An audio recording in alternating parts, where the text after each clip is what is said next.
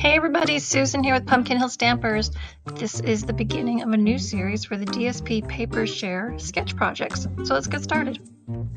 Okay, so here's our first project. It features the Eclectic DSP, and I'm going to show you how to put it together.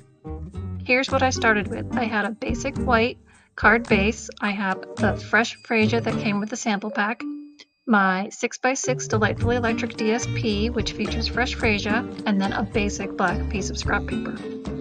This is how I cut down my 6x6 paper into the 5 different sections. These are the 2 sections we're using for the project today. The black is the flip side of the fresh freesia. Here I cut down my fresh freesia to 4 5 1/4, embossed it with the fern folder, and I'm reserving my scrap for later.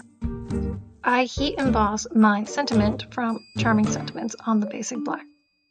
And here are our prepared layers for our card. Start by adding your background piece and the 3x3 with liquid adhesive, then pop up that third layer with dimensionals. Now add that scrap of fresh freesia to the bottom of your sentiment strip. Then I cut down that sentiment to be 3 inches long and added it to my card with dimensionals on the ends. Okay, so there is our first DSP Paper Share sketch project. I hope you enjoyed it and give it a try with one of your various pieces of DSP you received in your paper share.